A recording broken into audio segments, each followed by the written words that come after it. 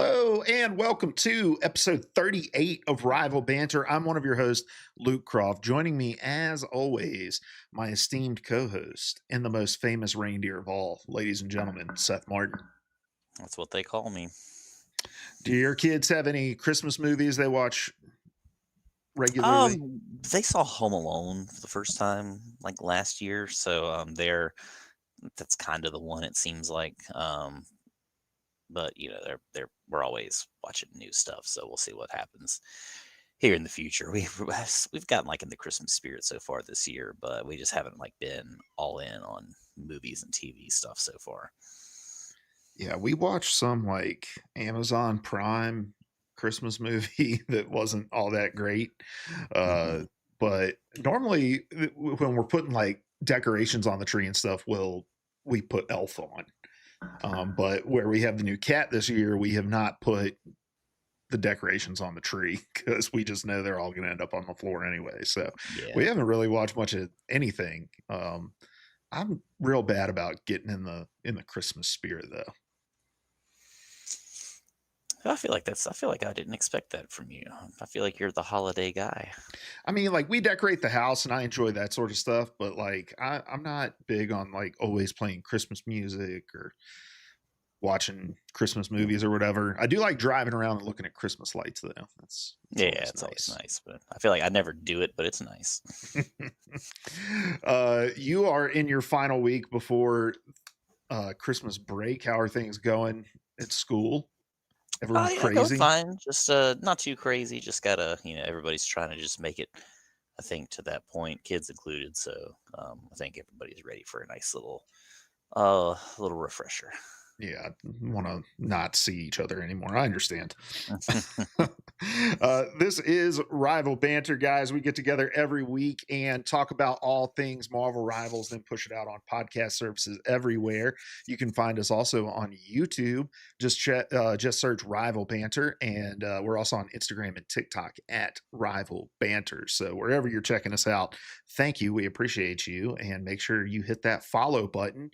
Also, I don't ask much like of this kind of things, but if you're listening over on Spotify, we have a pretty good weekly listener base over there on Spotify. If you're listening and you enjoy the show, head over to your app, leave us a 5-star review. Right now we've got 5-star reviews, which is nice. And you know, those always help get visibility for us. There's not a lot of Marvel Rivals podcasts out there. There's some other really good ones, in fact. But we are just a couple of a few, or we're just one of a few that are out there. So leave us a review, and yeah, uh, we would love to have your support in that way. But um, I am ready to jump in this week. We're going to skip most of the rigmarole because we have a lot to cover, but I do want us to start the show like we start every show by responding to some viewer comments. And Seth, I'm going to give you an opportunity here to just clear the air. All right. Because we posted a video last week of you talking about Rogue. I will admit and apologize that my editing was maybe painted you in a worse light than how you actually are in reality in terms of where the clip started. But yeah, so we posted a clip where Seth was talking about how it appears they have filled out Rogue's figure a little bit in order to make her a Vanguard. He was talking about her character design and not being a gooner, but you did, I think, receive some gooner allegations over on Instagram.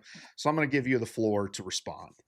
Well, I feel like I was just observing the facts. Like they maybe I don't know if the skeeviness came from that or from me calling her she a thick mommy or whatever it was. But I'm Mm. sorry. I'm sorry if I offended the world. I will try not to make it happen again. But 6'7". 6'7", baby. And look, I think we've demonstrated throughout this show that we have a tiny gooner in all of us, you know? And every now and again it will show itself. But I think a lot of people got their first impression of you last week through that clip, and I hope that they get a chance at a second impression of you, because I think I'm they came just to the wrong imagining. conclusions. The way you said that, I'm just imagining a tiny little gooner in like in my head, just like ah, just freaking out, going to town. So there's a second impression for you. Like you're a human Megazord and he's piloting you Kind of, like with his everybody has, they joystick. say the little person in there that tells you what to do or whatever. Everybody's got a little gooner inside, just kind of calling the shots. Yeah, spend $35 on that skin because of the ass. No, no, ah. Anyway, All right. Well, I'm glad we could clear that up, Seth, and I will try to not paint you in such a harsh light next time. But my favorite comment I think that we got on that was, "It's people like you that make me ashamed to be a part of this fan base." yeah, I did see that one. Yeah. You make me proud to be a part of this fan base, Seth, and I appreciate you for being on this show and for playing this game alongside me for the last 365 days. I Um, appreciate that, cowboy. all right, well, let's move on to some additional, more, on topic comments here. But Just Embers over on TikTok, responding to us talking about our favorite first half season, says season 1 and 1.5 is my favorite because the game still felt fresh. Dive wasn't gutted, and there was so many experimental metas going on. It really felt like you could play any character and get value from them. Yeah, I mean, I definitely agree with that. I like that it was a magical time, right? Everything was still, it wasn't like brand spanking new, but it was the first like full-fledged let's go season, getting new character drops and all that. I agree, it was a magical time.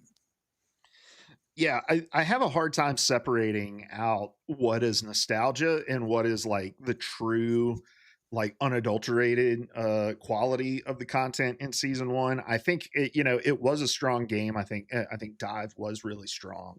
But I also think that those kind of early games um benefit from the fact that it's not just a bunch of content creators trying to min max the meta, and so there's a lot less kind of information out there about what's strong and why it's strong and how to play it. And so I think some of that might be true about the balance thing, but I also just think people were still feeling the game out and trying to figure out what was good and what wasn't good.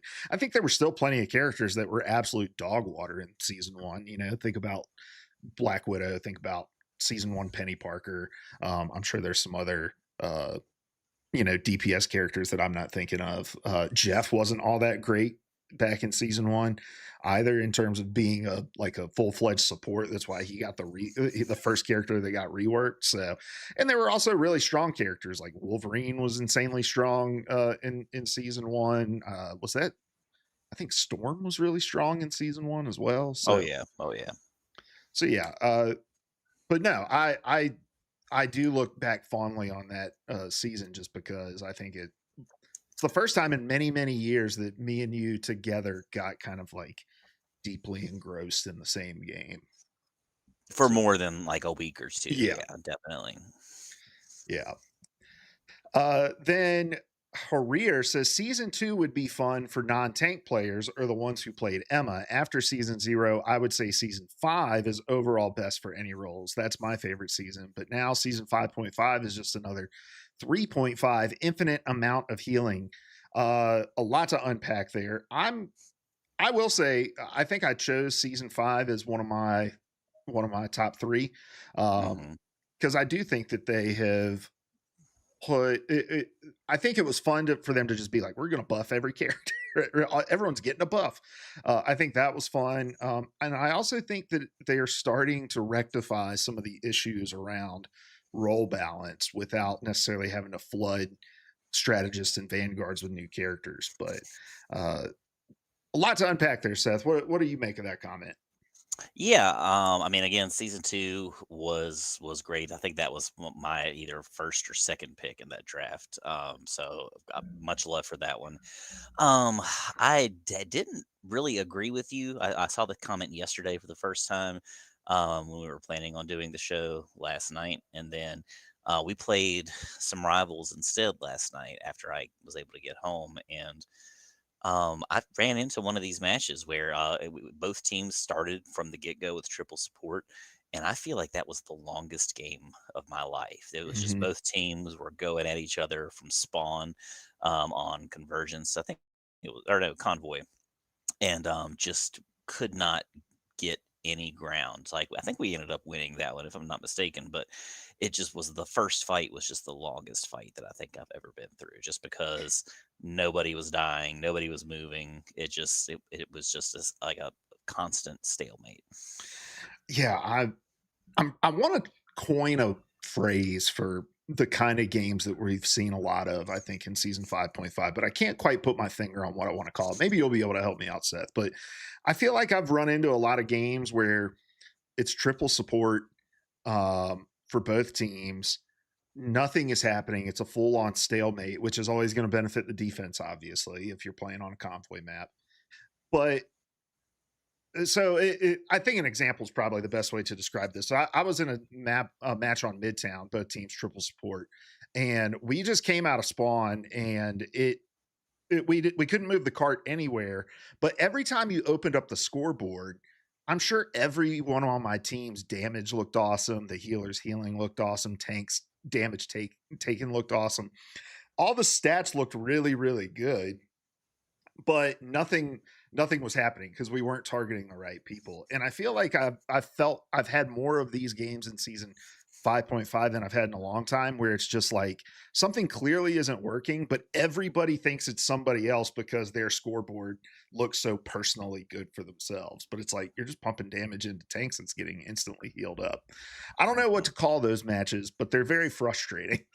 Maybe like support hill. I'm thinking like bullet hill, support hill. That's Mm, the first thing that's coming to my mind. Maybe the triple support fallacy. yeah. Um, I don't know. But no, I mean that's exactly what it is, right? And we get this a lot in, like, especially when you're playing domination and you're in between rounds. You always have that person on your team is just opening the scoreboard looking for the person to blame. But like, what do you do when you open up the scoreboard and it's like, oh, everyone on my team is 9, 2, and 3 or whatever with, like, and I've got 8,000 damage, and or I've got 12,000 healing, but like nothing's happening. Mhm.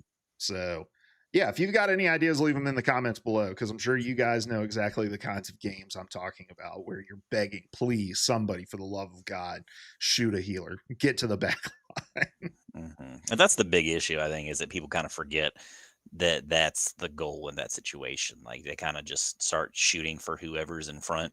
But that's where you've got to flex. You've got to dive those backline characters, or get somebody who can shoot them and put some pressure on them from a distance. But what do we know? I mean, we know more now because well, you are in plat now. I'm almost to plat. We're trying to get back to our diamond peak and further, but we'll talk more about that in our weekend rivals section here Yeah, in a little there's bit. there's only so hard we can try. Yeah, yeah, very true. Um, then Sully over on, I think this is Instagram, maybe it's TikTok, I don't know. Um, Talking about rogues, is not going to lie, thought she was going to be a strategist and Gambit would be a DPS, but I love what they did. Also, based on X-Men 97, Vanguard makes total sense. Thoughts on that, Seth? Oh, I mean, I probably need to go back and watch X-Men '97, but yeah, I definitely did. Like we both did, thought she was going to be a strategist, but I do. Now that we've had some time with her a little bit, I like her a lot. She's definitely got some quirks, like we called before she dropped last week. She's got some kind of a learning curve to her. She's very brawly. She's getting in there in the thick of it, and yeah, I mean, I could see it. I definitely want to go back and watch X-Men '97 before any more of it comes out, and just kind of like look for some observations like that too. Yeah, I don't remember anything in the show in particular that makes it make sense she's a Vanguard. I'm not saying that doesn't exist, because I just watched it through the one time, but yeah, I'd be interested as well. We'll give some more thoughts on Rogue in our main topic of the day, which is our thoughts on season 5.5 later on. And then Seth, I'm gonna let you read this next one, because I think this is from someone from a friend of the show. Yeah, friend of the show, Inklux061. My guy, he says she gives me Thing vibes, speaking about Rogue, mixed with Spider-Man, because of the combos you can do and just punching people. She's really fun, and I'm so happy she's a Vanguard because Vanguard is my main role. So yeah, Inklux we've known for a little while. I mean, because definitely flex between some roles. I mean, I kind of questioned the Spider-Man thing at first, but I mean, I kind of see it just because she is so where she's got that kind of jump and dive. She's kind of got that same kind of capability that like Spider-Man or maybe Human Torch has. Just kind of looks a little bit different. It's kind of based more on the ground, but I mean, movement's kind of the same. So she's way more mobile than I think I expected her to be when I found out that she was going to be a Vanguard. Yeah, and her kit has a lot of very kind of quirky things about it. Like I didn't realize you were shooting a projectile when you're in the air doing the kicks before you dive. So that was like a kind of quirky thing about her. The whole like you only reduce ult charge to 80%, things like that. So she's got a lot of that kind of little tech. I think you have to learn to get good at her, and I think that's what makes her very similar to Spider-Man. Whereas like I think with Thing, you can just pick him up, run into the front line, start punching some things, and be kind of successful. Uh, I don't think you can pick up Spider-Man and just be successful pressing buttons. And I don't think with Rogue you can just pick up and press buttons and be successful with her either. I think it does take a little bit more of a flow chart, a little bit more of like understanding your approach and your cooldowns. So I definitely get the comparison there. Um, Amen. but if you guys want us to respond to your comments, make sure you're commenting over on Spotify, on YouTube, on Instagram, or TikTok. We go through every week to see what people are saying and try to respond to at least some of you. And you have a much better chance if you comment on the full episode. So go do that. Seth, we had our highest number of views on our full episode on YouTube this week with close to 60, which is pretty good. Normally Hell we're yeah. around like 20, so things are looking good. We're talking about stats on live on the air here, but I don't mind. I'm very appreciative of the listeners that we have, regardless of the size of our audience. So, and it's cool to see it growing. People love this game. We love this game, and we love talking to you about it. All right, let's move on to our draft, Seth. And I hope you had a chance to look at this draft and give a little bit of thought to what you might want to do here. But we are going to be drafting the 5 characters we would not want to be Secret Santa for. Tis the season. So we're thinking about characters we would not want to be responsible for purchasing a gift for. Take that however you will. I've got a couple here that I'm really confident in. I've got some others I'm not as confident in. But I think you picked first last week, so I'm going to pick first this week. And I think I'm going to go with Iron Man.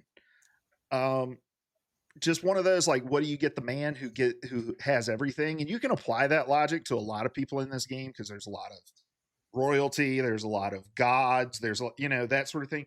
But I think Iron Man is the guy that you could buy something, truly trying, and he's not going to hide his feelings about it at all. He would say something snarky, and if he hate Starky, maybe even uh, Hey. uh, about it, and not let you live it down if you blew it. Whereas I think a lot of the other people who kind of fit that, what do you get the person who has everything mold, Hello. would handle it with a little more grace. Oh, did I disappear? Yeah, you disappeared. You're back now. Okay, we're back. Anyway, that's my first pick. Tony Stark, Iron Man. What's your first pick, Seth? So I pretty much went by the exact same logic. I'm glad that you went a slightly different direction. I do think that, like, yeah, you could apply that to lots of characters in this game, but I think it's a very different vibe approaching Iron Man with a gift versus like Black Panther. Yeah, he's royalty, he's a king, but I feel like T'Challa is gonna go like, "Oh, thank you very much," something like Mm-hmm. that. Like, kind of like show some appreciation for the thought. My pick for number one is gonna be Emma.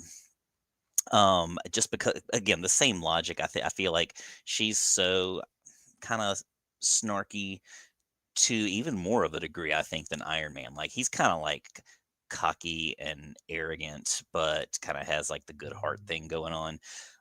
Emma, I feel like just kind of is just nonstop, like everything. Oh, look at this brand. Oh, can't think. Mm-hmm. what about, look at how much money I have. I can afford diamonds. I am diamonds. And then, like, what do you do? How do you give someone a gift who already has everything?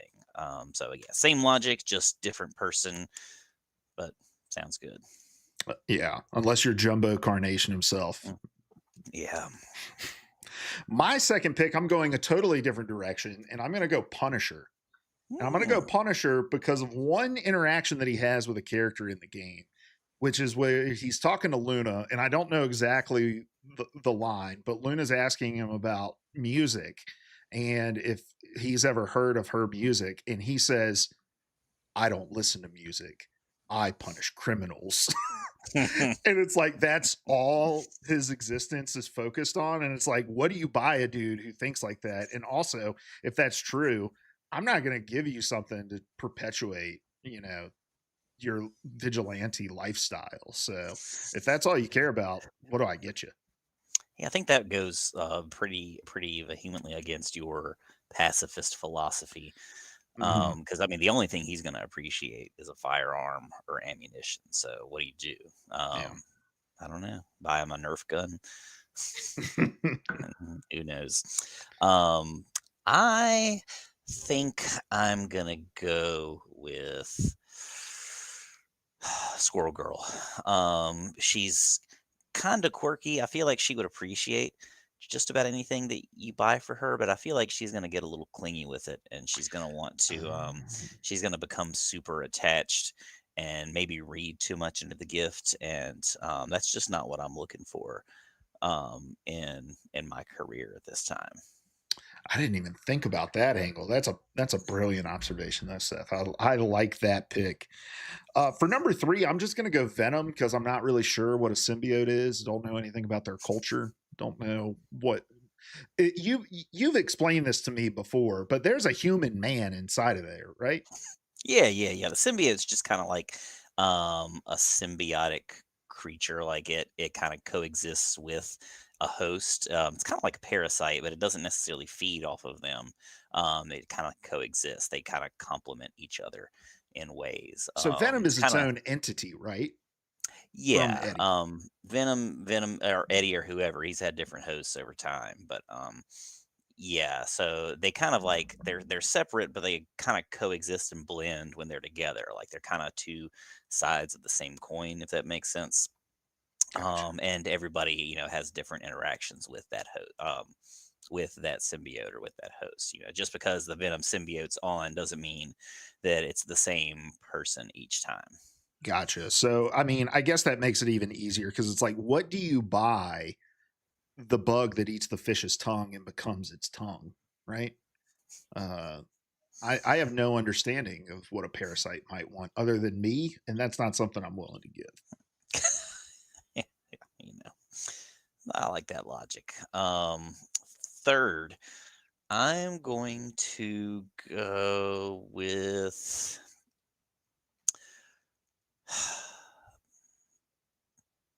Black Widow.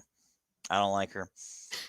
She, she she's done nothing for me in this year or so that we've played this game. So like I don't really want to think about what I don't want to anticipate her needs because she hasn't really anticipated mine. Hmm, very good. Number four, I'm going to go Hella, mostly because of the consequences if I get it wrong. She does not seem like the kind of person that she seems like the kind of person who would be quick to violence Hmm. about it. She has a lot of lines about like puny mortals and that sort of thing, and uh, yeah, I just can't handle that sort of criticism. I get that. I do. Um, for number four, I think I want to go Adam Warlock. Hmm. I don't understand him. He kind of creeps me out. He's just gold dude, and he doesn't really seem to understand a lot of social interactions sometimes. So maybe it probably depends on what side of like the lore you look at, but he's kind of just like a big baby, and I would I don't what do you wouldn't buy him like a rattle? Mm. I don't know really much about Adam Warlock either. Like, is he a good guy? Is he a bad guy? Is he? He's a Neutral. good guy. I mean, I think sometimes he's kind of like neutral. Kind of depend. I guess depends on what arc or story you look at too. But I think he's sometimes kind of just out there existing. But he tends to be more on the good side than anything. I don't think he's ever really, except maybe when they first discover him or so. I don't think he's ever an outright antagonist, to Gotcha. my knowledge. But For my final pick, I think I'm going to go Namor, and that's just because he skeezes me out. The way that he just can't let go of this affection that he has for Sue. He's always saying offhanded remarks to her, and I just don't feel like that sort of behavior should be rewarded. And if Santa is real, Namor gets coal for yeah, his gift. yeah, I get that for sure. Um, Number 5 for me, I think I'm gonna go with Magneto. And probably Mm. he could have actually gone higher on my list. I don't know why I didn't think about him before, but where he's pretty inherently like anti-human. I don't think Mm. he's gonna appreciate anything that I have to give him. He's gonna like kind of look at it, like in the Fantastic Beasts movies, how like did you watch those? I watched the first one, so if this is a reference to the first one, I No, might get it. this is a little bit later. It's one of those. There's like a scene in one of them where they kind of go through this whole like thing where like what is it? Grindelwald is like going getting more progressively against humans and kind of gathering this like fan base and that kind of follow him and this kind of whole fascist um I guess kind of nationalist thing, but it's more so about like who has magical powers versus who's just a regular human or a muggle or whatever.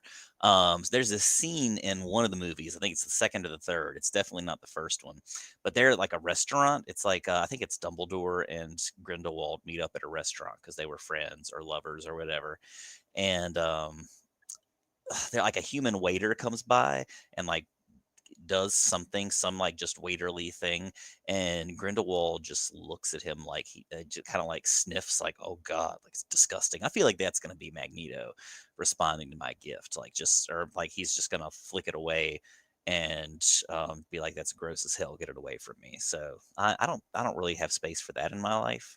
I'm gonna say Magneto. Magneto on the list. I like that. All right. Who would you guys not want to be a Secret Santa for? It's funny because if we were going to do this the inverse way, I think Squirrel Girl would be somebody that would be. I think any of the people on in the hero, like the cast list that have animals associated with them, would be insanely easy to buy for because you just get something for their pet and they're going to be thrilled, right? But I liked your logic where it's like, if I buy something for Squirrel Girl, she's just going to text me constantly. Yeah, not necessarily that she would be in love with me or anything like that. I hope it didn't come through that way, but just like she's gonna be overly friendly and Mm-hmm. like yeah, I was just buying you some. This is my secret Santa for work or something like that. Like this is just what I signed up for. It doesn't mean that we're BFFs now. Mm-hmm. I understand. All right, guys. Well, yeah, like I said, let us know in the comments who your least, who you would least want to have,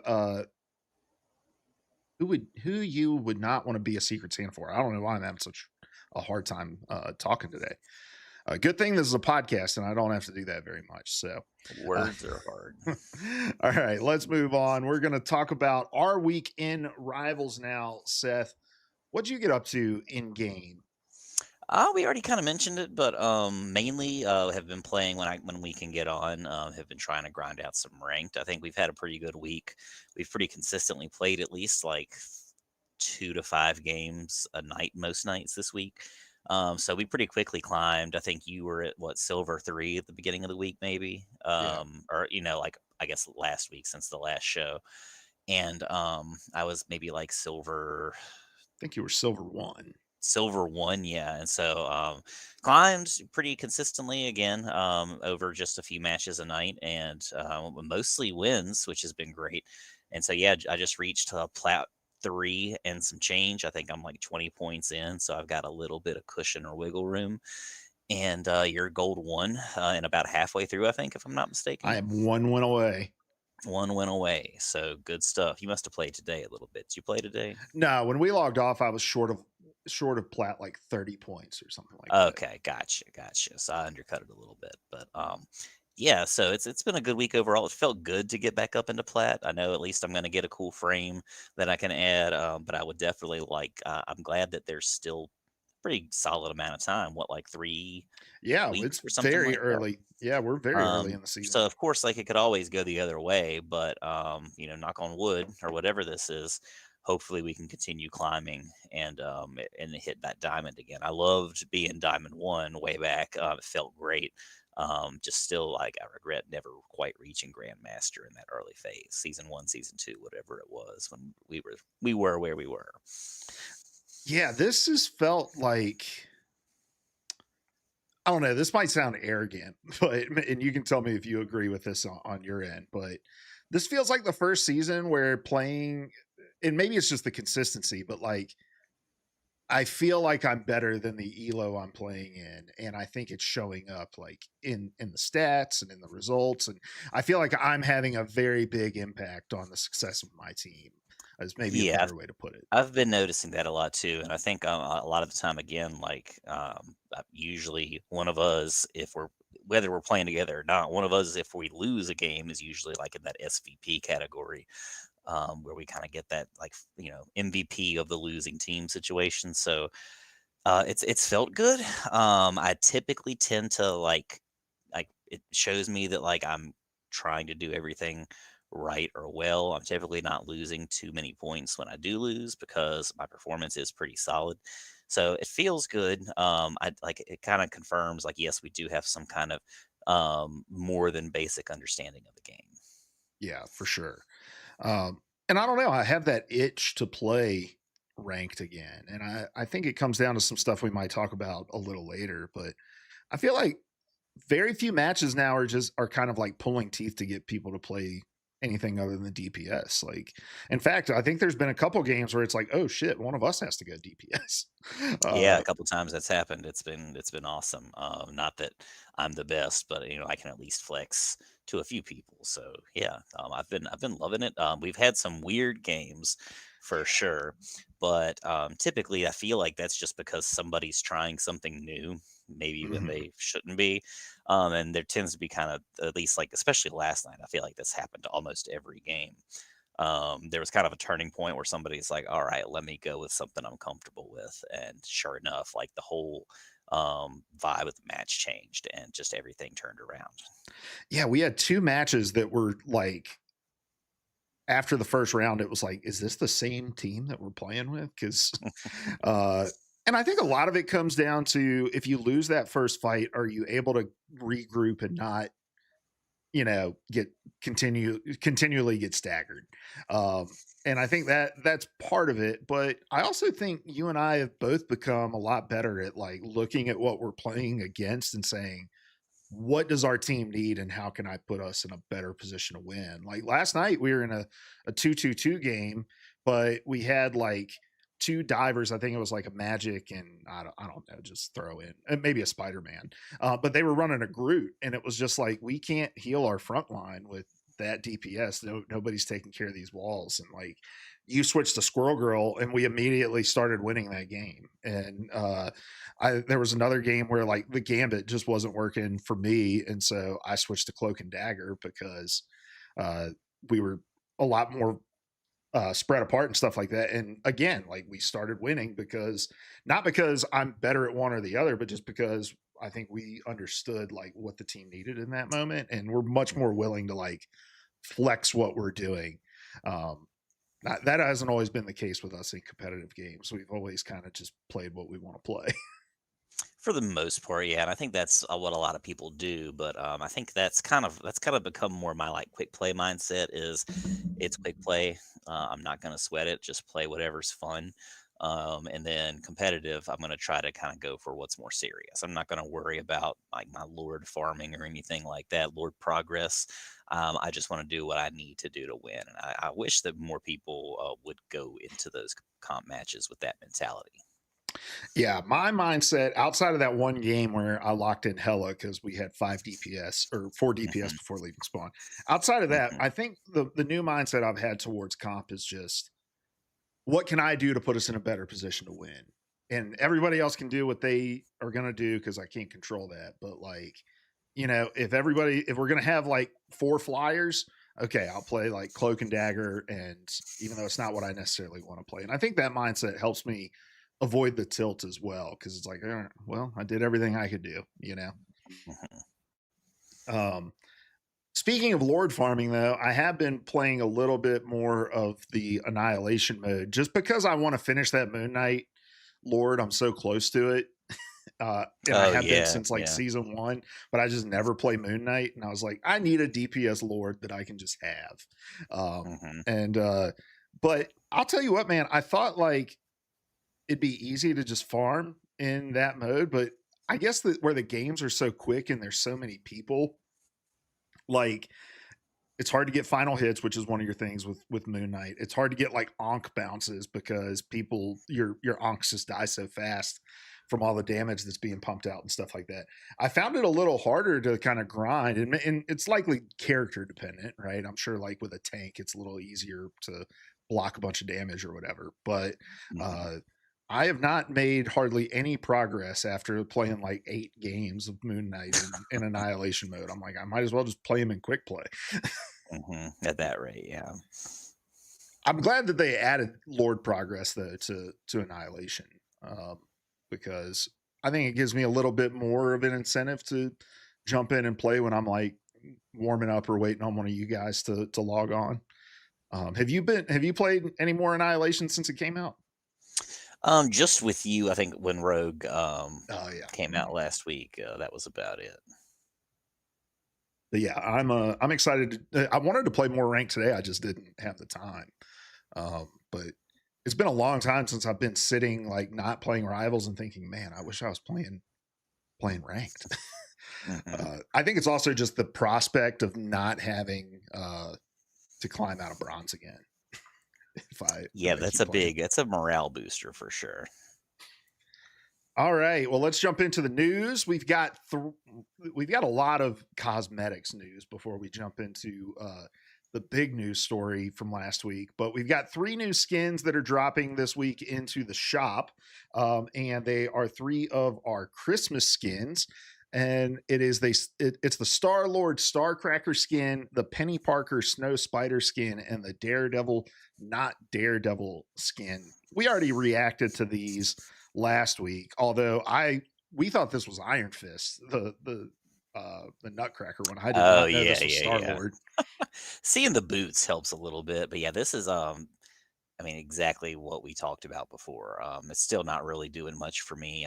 If I had to choose one to be the coolest, it's probably the Daredevil, just because it's so basic and you still can like totally tell like it fits the character, right? Down to the glasses, the little horns, and it's comics based, if I'm not mistaken. Not that I don't really know if the other two are or aren't, but this is definitely I think the best out of all of them, but again, I'm just not much of a Christmas aesthetic guy.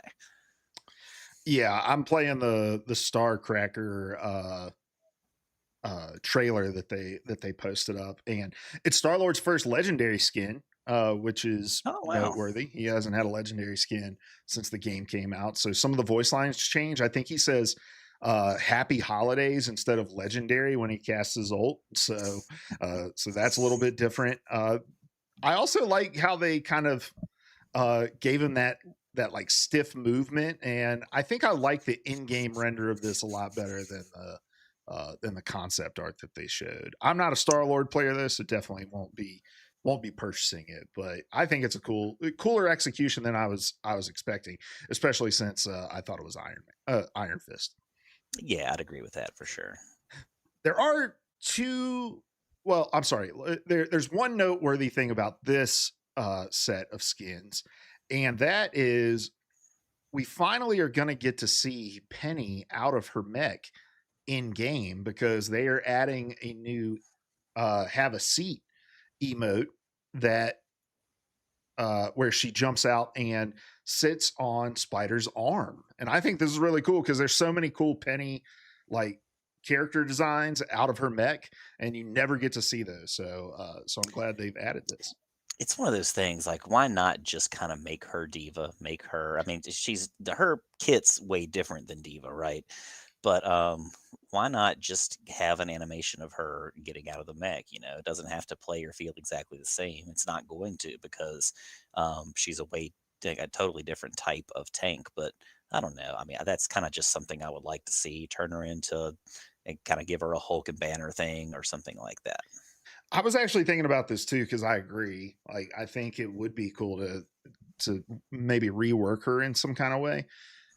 And rather than the diva thing where you kind or even the like Hulk banner thing where you turn into it after you take so much damage, what if you could hop out and like assign a task to Spider while you can also do damage, where it's like you can have him target your nest and repair it while the other team is attacking it, or you can like set him to, target a certain hero on the other team, and then you have your own movement and damage abilities that you do while Spider is doing its thing. I don't know how lore accurate that is to Penny. I know nothing about Penny Parker as far as a character is Yeah. concerned, but I think it would be cool to be able to have some gameplay with her outside. So I agree. I understand why they don't want to do it because of the like comparisons to Diva, but I think there's some cool and interesting things they could do uh, to make that unique.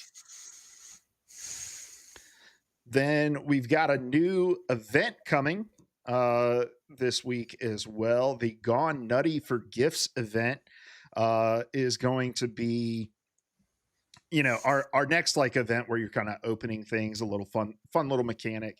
You're getting gifts off the tree, and it's going to come with 3 skins. You've got this golden black Magneto skin, you've got the Squirrel Girl skin, and then you have the Bucky skin. The Bucky and Squirrel Girl skins being the premium ones. Uh, I don't know how I feel about this mag skin. I like the colorway. It just doesn't really match anything going on with the theme. Yeah, I mean, I don't really care. I think it's badass, so I'm gonna be doing that. It's the free skin, if I'm not mistaken, Mm-hmm. that goes along with the event. Um, I'm not 100% sure. So is it? I guess I need to. Have they really broken down what the premium rewards are yet, or is that something we're just gonna have to see? I guess is this live now? I think it goes live on Friday. Oh, I Um, guess tomorrow. Yeah, tomorrow is the 18th. So I was oh thinking, yeah, tomorrow. my days are all mixed up. Yeah.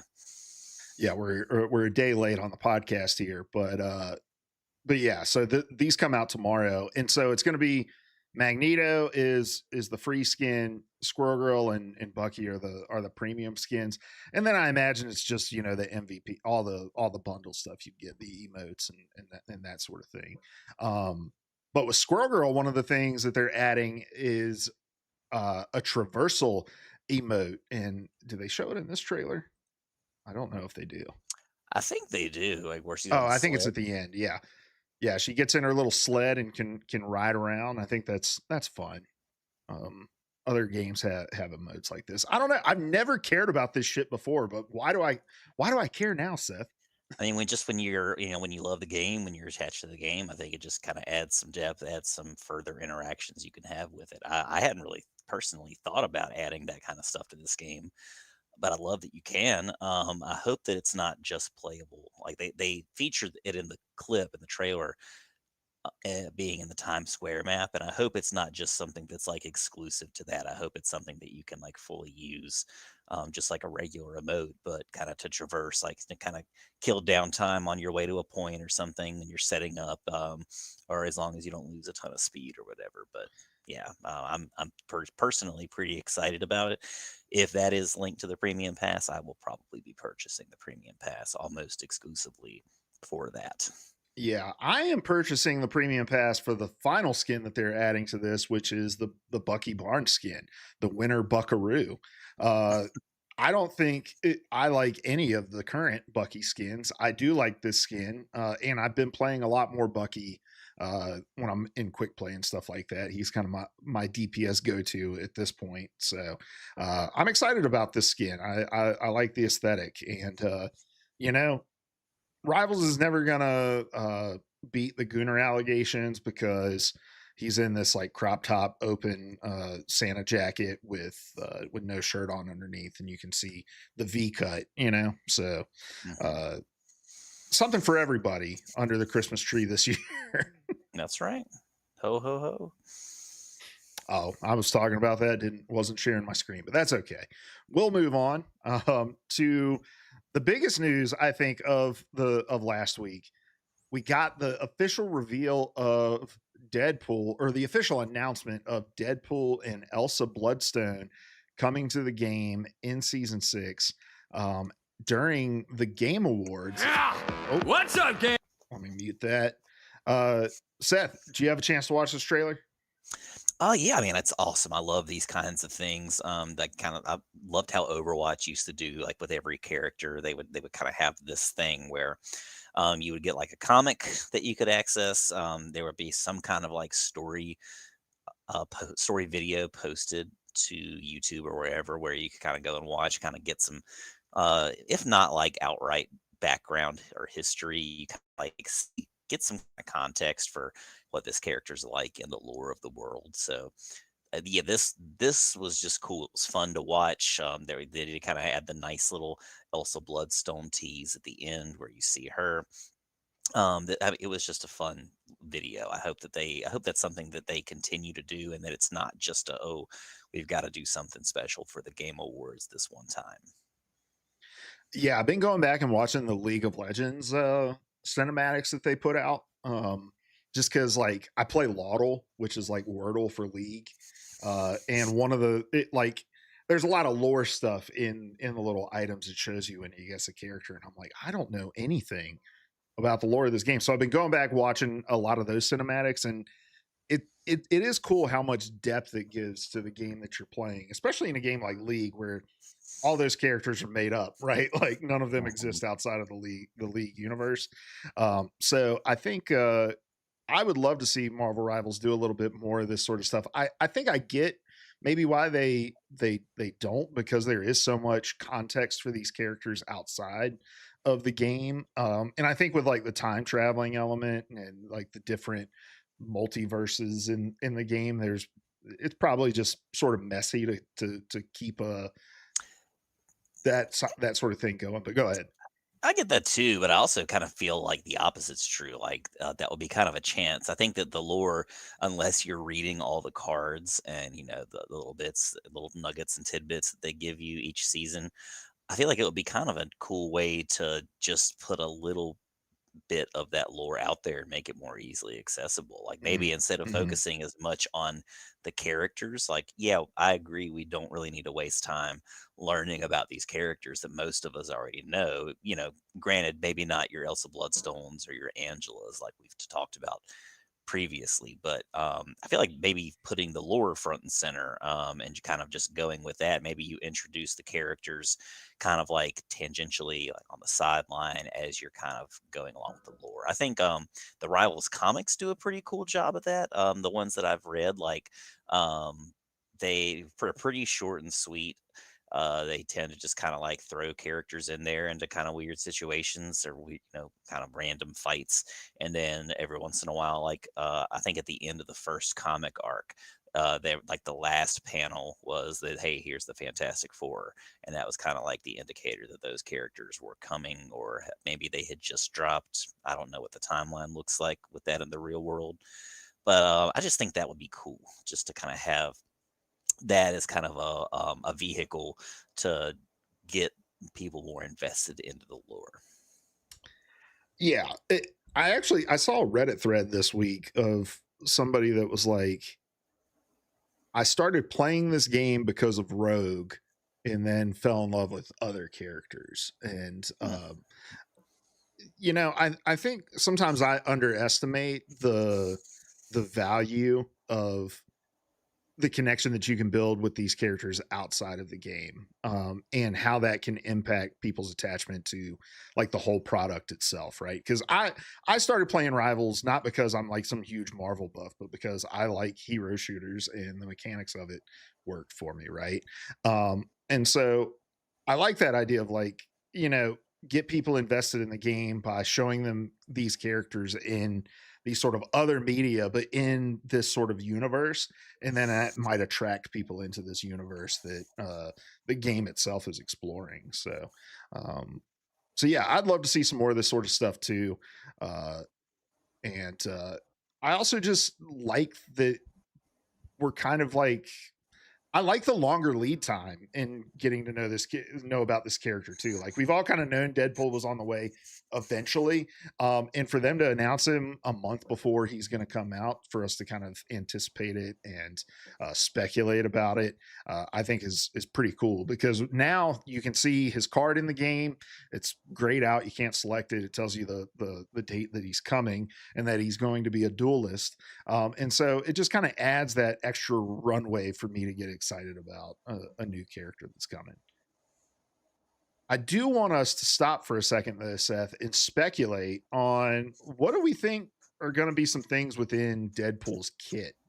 I think there's a lot of speculation going on around the internet, and I think Wade is one of those characters where it's just like, honestly, anything you can think of probably works.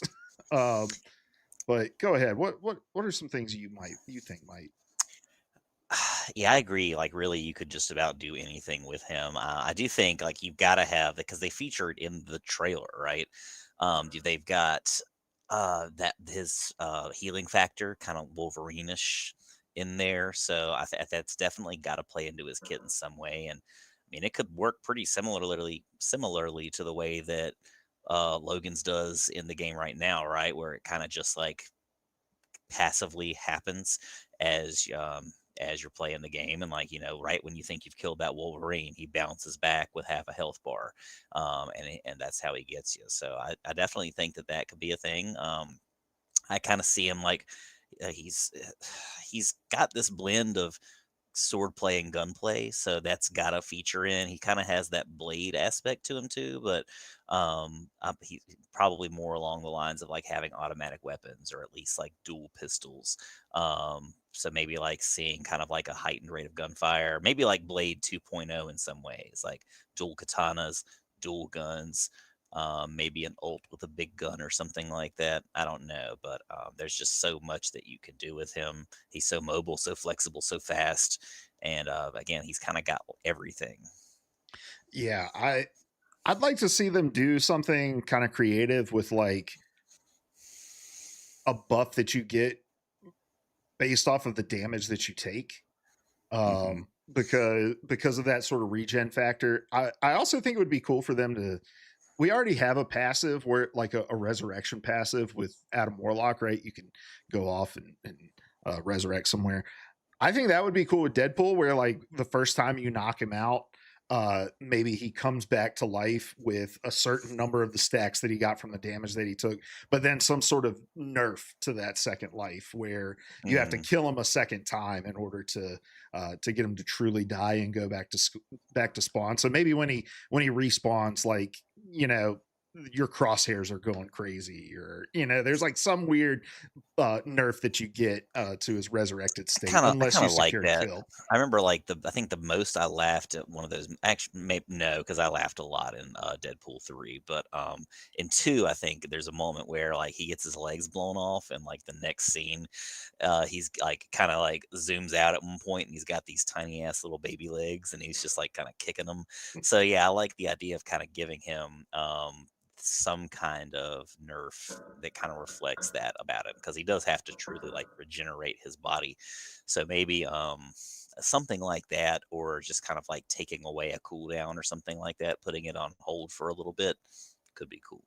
Yeah, maybe he can only basic attack until he secures a kill or something like that. Not Hmm. use any of his abilities. Yeah, I think they could do some cool things there. The other thing that they featured a lot in the trailer was the Deadpool dinosaur. And I had to look up what that was. I'm not that Was it deep into Deadpool the Marvel. dinosaur or Devil dinosaur? I wasn't quite sure. I've Oh, only I don't watched the know. trailer the one time. Okay. What Uh, did you look up? I just looked up, is there a dinosaur in Deadpool? And it was like, yeah, it's Deadpool dinosaur. That's his name. Yeah, I mean, they kind of have that with like everything. I feel like Gwenpool. There's all like spy. I don't know. Yeah. It, there's a lot of that stuff. I probably could stand to go back and look at it, but I kind of looked at it as a tease for Devil Dinosaur, who's another character altogether. But maybe not. Maybe I was just kind of going in a different direction with that. Yeah. I mean, in the trailer, oh, What? in the trailer, he's hold on, I'm pulling it back up again. In the trailer, he's kind of fighting the dinosaur. He doesn't seem to really be cooperating with it, but through fighting the dinosaur, like good things are happening for him overall in the fight. So I was thinking, how cool would the his ultimate be if like that's what he does? He like summons this dinosaur that he goes berserk on for, 8 to 10 seconds or whatever and deals like massive damage. I just think they can do so many creative things with like Deadpool kind of changing the battlefield in ways. I'm really curious to see how they implement them because I think they can also go too over the top and maybe too silly with it. But I have to think that the dinosaur that they keep showing here shows up in some way, whether that's like you're saying as a whole other character or as a part of Deadpool's kit. Hmm. Then we get the reveal of Elsa Bloodstone at the very end. She looks awesome. She's got a pistol and a rifle. I think she's going to be a Vanguard. I know nothing about this character. Seth, have you learned anything since our last conversation about her? No, zero stuff. Nice. um, yeah, I'm excited to learn more. There's plenty of other characters that I knew nothing about before playing Marvel Rivals that I now love, like Jeff and Luna and Angela. So yeah, I'm excited about Elsa Bloodstone. I'm excited about like a ranged tank possibly coming where there's like um, opportunities to take care of flyers without having to have so much like good movement like you do with like Angela or even Thing. Like the jump you have to do to secure a hit on a flyer with Thing is very challenging to time right. So having an option like Elsa Bloodstone where there's more guns and range, I think could be really cool. But we'll have to see. Those characters are coming in January. Um, but yeah, I don't know. I've seen some speculation, Seth. I'm curious on your thoughts. I've seen some speculation that this whole like adding Deadpool into the game, uh, the way that he's added right now, where he kind of appears in like, I mean, he's even in like the character select wheel at the beginning of the match. So he's showing up in all these places. I've seen some speculation that maybe this January 16th date is sort of like a smoke screen for them to shadow drop him around Christmas. Oh, that would be cool. Any thoughts on that other than it's I mean, cool? it's just, of course, it's wild speculation. I don't know, like, if is there any factual basis or like evidence that that's a thing that could be done, or is it just kind of wild speculation? I think the only evidence that I saw in the post that I saw, and I don't know who to credit that to, was just that like they're pretty sure that Deadpool's already been added into the game and that they have the function to just kind of unlock him in the back end rather than like force an update. It's interesting because it is like it's kind of like not weird in a negative way, but like it's very different that they've added him in that way, where he's accessible. Yeah, like you said, or not accessible, but like he's evidently there. It's not like they're waiting until the update to add him to these select screens and to the like to look at the hero um, the hero menu or anything like that. So yeah, I would love this to be true. I just don't want to get my hopes up for it, if that makes sense. Be like looking out for him with bated breaths. Yeah, I think the only like actual evidence is what we're talking about, where it's just so different.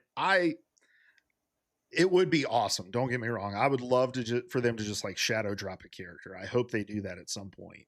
Um, but I also don't think you take to the stage in the biggest gaming event of the year now that E3 is not a thing with the Game Awards and give a date to the general public and then go back on that date like that. I think that'd be a weird move, but hey, Deadpool's a wacky character, so maybe he has a prank up his sleeve, and he will. We haven't gotten the Pim's uh diner thing, right? That hasn't started yet. That's this week. What if Deadpool's the Yeah, I think prize? so. Ooh, it could be cool. I kind of like looked at the trailer for that drop today, I think, as well. And it seemed like it was just kind of like you do it and it does something to your character, changes like their size or something like that. Um, Oh, I've I did not see seen that. they show like Jeff rolling around a snowball or something like that, like a tiny Jeff, I think. I've seen some people theorizing that this is kind of like a secret beta test for Ant-Man and the Wasp with like the size changing ability, kind of see how that plays in the game, how it feels, that kind of thing. But All I right, don't I'm know. pulling That's this just trailer up right now. okay. Um, Breaking because news. this is breaking news for me at least. Oh yeah, Jeff gets to be big. He's way bigger than Hulk here, and then he gets real tiny. Oh, this is interesting. And so I guess like the idea is maybe you don't know what you're gonna get or something like that, but I don't know. And it's like a lot of different sizes here. I mean, like Squirrel Girl is big as the Christmas tree in in Times Square. I like that.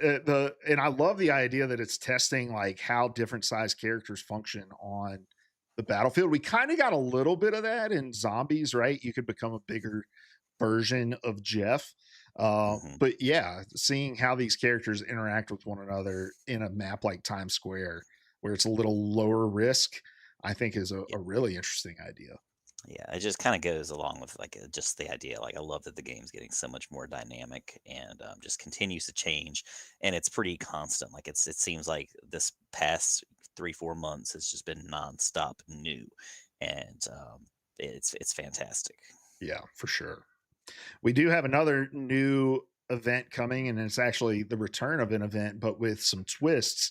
And that is the Jeff Winter Wonderland event on the brand new Jeffland map. Uh, I think that this looks pretty cool because it looks like they're taking some of that sort of zombies approach where you can do different sort of ability paths with Jeff. But yeah, what do you think about this trailer? I like it a lot. Again, I think I mentioned last week that I thought that the last year's take on this mode was cute. It was basically just Splatoon, and it was just Jeff kind of like he had his same old kit from what I recall, and you just kind of like Splatoonified it. It was also just kind of like superimposed on was it Eagsguard? One of the maps on Yggdrasil. I think it was the domination one. Gotcha. But where you've got like the big open area, the destructible like castle thing off to the side. Um, this looks a lot more fun. I love that it has its own kind of like original map. Jeffland, from what I can tell, it doesn't look like it's kind of like added onto a pre-existing map. It looks like it's totally its own thing. The color schemes are cool. It definitely does kind of have more of a Splatoon look to it because it's instead of like I think last year it was just like orange and or red and blue, just kind of like the regular game mode. Like enemy spray is red, your Hmm. spray is blue, and vice versa. For the other team. Here you've got like that kind of orange and purple that really contrast each other really well. Um, Well, and you have a whole third team, don't you? Yeah, yeah, yeah, you do. So I do think I'm going to be a lot more incentivized to play this one. I hope that it has some really cool rewards linked with it as well. Yeah, I'm trying to see because they show the like ability icons in the bottom corner, and I wanted to see if it changes. Okay, so it does. Like, so one of the characters has like the classic bubbles, it looks like, um, as his secondary fire, and in the spinning Jeff one, that replaces his secondary fire. So he's got a different one. There's also like a giant snowball that gets pushed around. I'm Hmm. gonna play this too. I didn't play it the first go round. This looks really fun. And I'm with you. I hope they kind of incentivize it in some ways. I imagine there will be some mode specific challenges that we could do that'll give you progress on like that event that's coming or whatever. But I think even more exciting thing about this is NetEase's willingness to evolve on their previously released modes. They could have very easily just put Jeff Wonderland out and its version 1.0 again and called it a day, and everybody would have been like, Hmm. okay, that's cool, it's back. Um, but for them to go the extra mile, I mean, it's an extra several miles with making a new map, giving characters new abilities, all that sort of stuff. It gives me hope for zombies return, for possibly them revisiting Ultron's Battle Matrix Protocol, for them revisiting some of these modes that have come and gone as limited time stuff. So, And uh, iterating on them too. yeah, Yeah. yeah. Um, love it. I love this sort of thing, and I love them having more and more areas to do experimental stuff with their characters, that can possibly make their way back into the main title. We saw that with the Thor update, right, where he can, change direction in his flight. That was something they specifically called out that they took from zombies to add to his kit now. So the more that they're willing to do that sort of stuff, the more I'm willing to let them do whatever the fuck they want with these limited time modes, because I think that's a really cool uh, design tool for them. Amen. Final news item.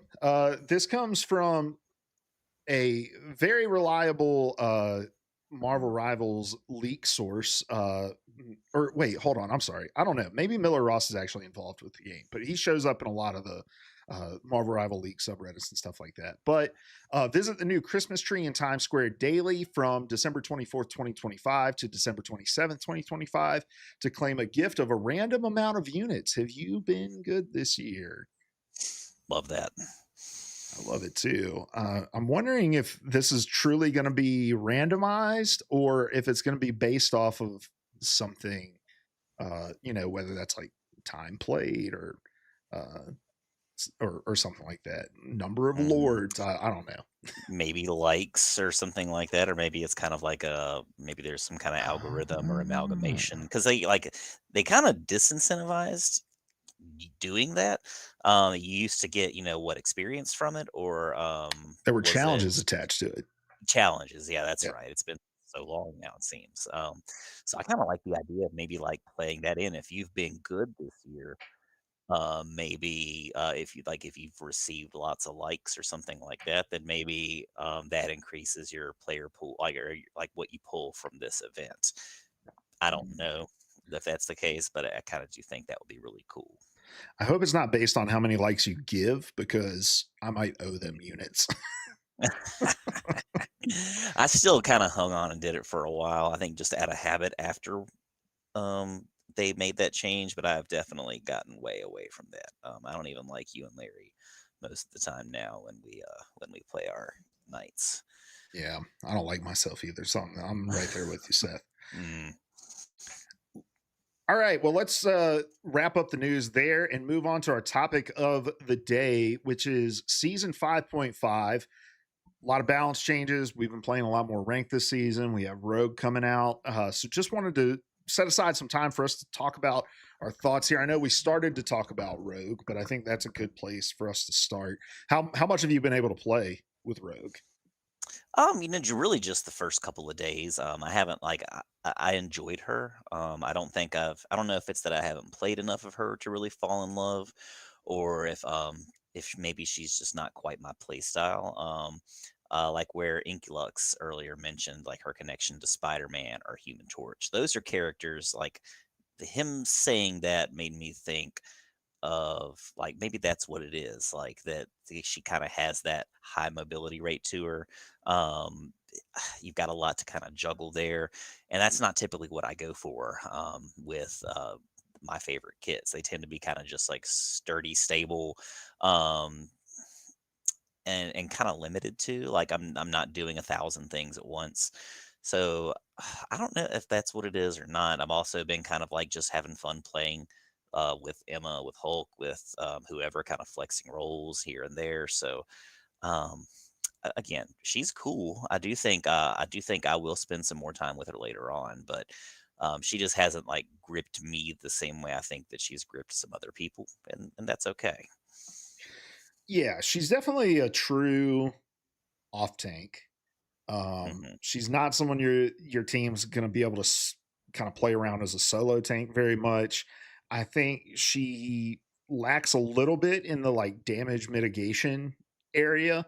I think she could probably benefit from her block doing a little bit more damage resist, but I think overall we need more character releases like Rogue, where it's like these high skill ceiling characters in these off rolls. We saw that with Gambit as well, where it's like the skill expression that you can have with these kind of characters, that's something that's been missing in those roles, because you have so many just like get in the face, punch them in the face, front line a bunch of damage, not a lot of decision making. And I think the way that you start to move DPS players off of that role and into the strategist and vanguard role is to give them players that they have a lot more agency with, that they have a lot more kind of decision making power with. And I think Rogue really fits that mold. But I'm with you. Like, I think for my personal play style, it'll take some time for me to fall in love with that kit, or if I ever do. But I don't really play like Venom or Cap or Hulk.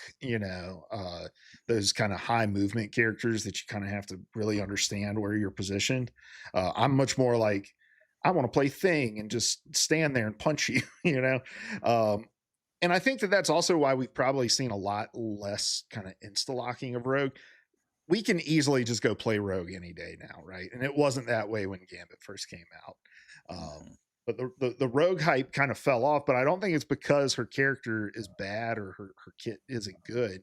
I think it's just that's a tank you're going to have to invest a lot of time into learning, and I think most people just don't want to. Yeah, yeah, I'd agree. But I think you know, I started to kind of put it together. I played a little bit of her in Annihilation just to kind of force myself to be in constant fights and have to figure out what all of her buttons do. But yeah, the I was mentioning earlier, she's got some of those quirks within her kit with like the projectile and her kicks and that sort of thing. Um, Also, just the timing, her cooldown links are very, very long. Like, if you burn everything getting in, you have almost nothing while you're in the middle of the fight. So, figuring out how to juggle and manage all that, I think, is going to take some time for a lot of people to figure out. Um, but no, I like Rogue. I think it, I'm interested to see what she looks like in high level play, especially. Yeah, me too. I do feel like I've seen a pretty abnormally high level of well performing rogues. Like a lot of just going out there doing awesome things, being really integral to a lot of team fights. I've seen it. Of course, there are always some not so great ones, but I feel like I've been surprised with like the difficulty of her kit, how well I think some people have taken on her so far. Mhm.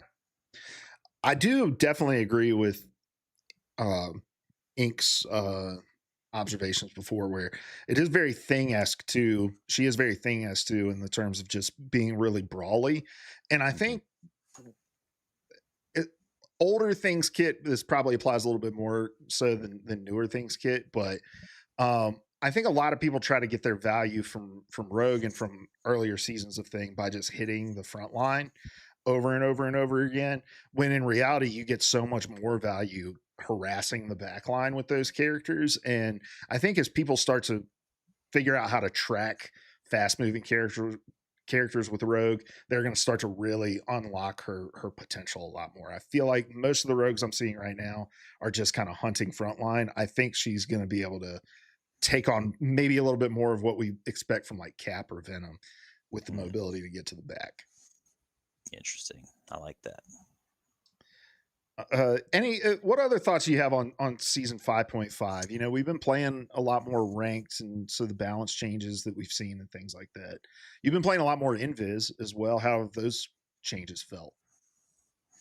Overall, I mean, pretty good. I've definitely noticed. Like I feel like things feel pretty good. It's nothing that's like changed the world for me in any way, but yeah, I think overall, I've mostly kind of shared my stuff earlier. I do think just kind of like that Ultron is nuts right now. I think Yeah. you've spent more time going up against Ultrons than I have. We played the wildest ass game that I think I've ever played a couple of nights ago, where we were in like a really tense fight with another team. We had been rolling them up until a certain point, and then they did the. It should not have worked. I do not know why it worked, but they did three tanks, one duelist, and a single healer, Ultron. and somehow that was enough to just dominate our team. Did we win that match, or did they end I up think taking we it? ended I think we ended up winning that match. I think it was much closer than it should have been Then because it should have been. that was the match on Idrisil where we had to where we rolled them on point one and then we had to go to overtime for point Mhm. two. And then yeah, they switched to that stupid comp and we were like, oh, this is easy. And then we just trickled for two round or for 2 points. But no, Ultron, yeah, the changes to Ultron are crazy. But I feel like it, what I said last week about Ultron kind of holds true now, which is like they didn't really address what made him so good in triple support. And so now triple support with an Ultron just feels infinitely more oppressive because of the two drones. So I Mhm. imagine they're going to have to make some tweaks and changes to what they've done, but I love that you can have an Ultron with another healer right now and not feel like, oh fuck, well, we've lost. Yeah, yeah, it does. It kind of validates him a little bit more, I think, as a standard pick. And I'm sitting here asking you about Invisible Woman changes, and those changes were season 5. I'm dumb. It wasn't That's what I season was 5.5. thinking, but I rolled with it. Yeah, that's my It's like, bad. how did she change? But yeah. Yeah. Um, but yeah, I do feel like we've been seeing a lot more games where it's like, damn, there's 3-4 people that want to play tank. There's 3-4 people that want to play strategist. Like, and I don't know. I can't credit that to really anything other than the fact that these balance changes have made characters in those roles more attractive to DPS players. I don't know. Yeah, Unless the no, matchmaking is just better. no, I mean, I think that that's got to play a part in it because I mean, we've seen it so much more. There've been a lot of games here lately where people are just insta locking those support characters, and I'm like, hell yeah, that lets me play around and kind of do other stuff. It's not one of those where I'm like, well, it seems like everybody's waiting. I want to make sure the job gets done, so I'm just gonna step in and do it myself. So it's been great. It's kind of freeing. I hope that that only continues from here, and it seems like it will. I haven't had a chance to try out the new Emma team up with Luna. You have. How's that? It's pretty fun. I do like it's very limited. That wall does not stick up on its own for very long, even if it doesn't receive any damage. If it does receive damage, it kind of goes away almost instantly. But I guess it's just enough to maybe make a difference in a fight, kind of like in a split second. Maybe it buys you an extra second to get healed, or kind of maybe like is enough to kind of split off somebody from getting healed just in time. It's not as effective as a group wall by any means, but it's something, and I mean, it's something different. I think, especially if it gets kind of tweaked or patched whenever the next update comes along. I think that that would be there's a lot that could be done with that for sure. Yeah, I like that they went that direction with it though, because I think they really mean it to be more of an offensive tool rather than a defensive. Hmm. Because then you have the opportunity to throw that wall behind somebody and kick them into it and get that extra bit of damage from them hitting the wall. So I I like didn't that think they about didn't that. make it Wow. too like defensively oppressive. What's that? I didn't think about that. Wow. Yeah, that's pretty cool. Yeah. So I like that they didn't make it so defensively oppressive because we don't need more walls. The group walls are enough. I don't need Fair I don't enough. need Yeah. more of Yeah. that. I agree with that for sure. Also, infinite penny bands in ranked. Uh and I'm curious how you're feeling about it. We ban Penny almost every single game. And I don't know. We've seen this character go from absolutely useless in earlier seasons to just always being banned. What do you think it is about her that I don't. I feel like this started a lot more in season five, maybe a little bit in 4.5, but definitely five with Gambit. I don't know. I think just like between with this rocket team up with the multiple generators going on. I think it's if you're using your brain and your placement and working with your rocket to really like place those like mine generating items around, then you can be really, really impressive with her. And the fact that now Webb's heal, even though it's minuscule. Like it's not much healing at all. It's not enough to really like change the tide of a fight. But I don't know. I think all that just kind of adds up to make her a force to be reckoned with, especially in certain game modes. I'm not as worried about her on like a convoy, but like maybe point A convergence, like she's always been effective. Um, Anytime with like a Dom setting up, if you can like kind of take control of the point and then do your work, yeah, that's you can kind of make points unnavigable Mhm. if you know what you're doing. And so yeah, I've had no problems banning her. I've been banning her for quite a while, in fact.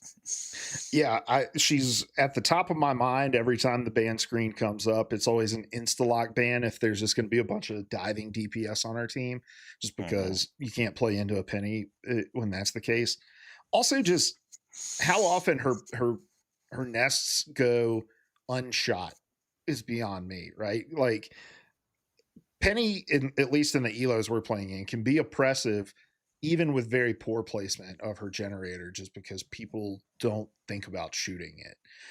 So Hmm. that's one of the reasons. But the other thing, and as a tank, a guy who plays a lot of like Thing and other tanks that don't have a lot of real great sort of damage mitigating things, um, is just the CC. That web being on such a low Yeah. cooldown is so Hmm. frustrating to play into. And so if I know I'm going to have to play tank in a game, she's an instant ban for me, just because I don't want to have to deal with that every 2-3 seconds. Or if I'm playing a character, which this is a lot less common for me, but like, Larry's been playing a lot more Scarlet Witch, and it's like Hmm. she can just be webbed out of her ultimate. So Yeah, yeah, it's true. uh so yeah, I think we're gonna see some Penny nerfs in season 6, and I think one of them will probably be the CC, and they might end up just removing the Rocket team up and moving on to something new. Um, because the ban rate, I think, at least in our elo, is really really high. I've seen a lot of people complaining about it. So, Hmm. all right, well that's gonna do it for us today, guys. We'll have more thoughts, obviously, on season 5.5 as we as we continue to play, as we continue to grind. Um, I think we're going to try to do the show next week, right, Seth? Um, Yeah, as far as I know, especially if I won't have too much going on. I think all the kids stuff is kind of on break next week too, so should be around. cool. So we're definitely going to do next week. Probably going to take that next week off because I don't think I'm going to be around. So, Mhm. so just a heads up there. We will probably miss a week. So, but we'll be back in the new year after that. But we will be here next week to talk more about Marvel Rivals and what we're loving. And a lot of the new content that's coming. I'm so excited that we're getting more and more stuff week in, week out.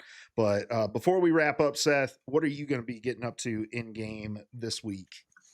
I'm just gonna try to keep climbing. I think that's my goal. I'm very excited about these new events coming, and yeah, just kind of excited for all the changes. I'm glad that I have a nice break where I'm not going to be doing too much, where I can kind of like not feel like I've got to jam my rivals time into like an hour or two um, after the kids go to bed. Mhm. 8, 9 o'clock at night, whatever it is. So yeah, looking forward to giving it some of my best hours of the day. Nice. Yeah, I'm off for a lot of next week too. So hit me up for some daytime rivals. I'm totally down. Um, and then yeah, I am just gonna keep playing some ranked. I think I've given up on my zombies dream. It's just too repetitive in the early game for me to really want to keep trying at it.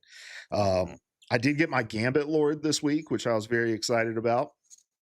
Um, Hmm. but just gonna continue to play Gambit in ranked because I think I've kind of grown a love for him, and I think I'm pretty good with him as well.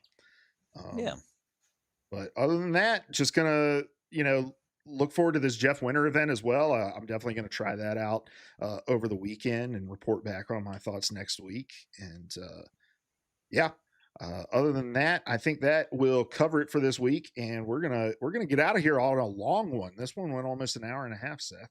Apologies for keeping you up past your bedtime. Uh, But thanks for tuning in, everybody. We appreciate you. Let us know your thoughts on what we've discussed in this show in the comments below. We'll read some out next week. And until then, good luck in your games. We love you. Goodbye. Goodbye.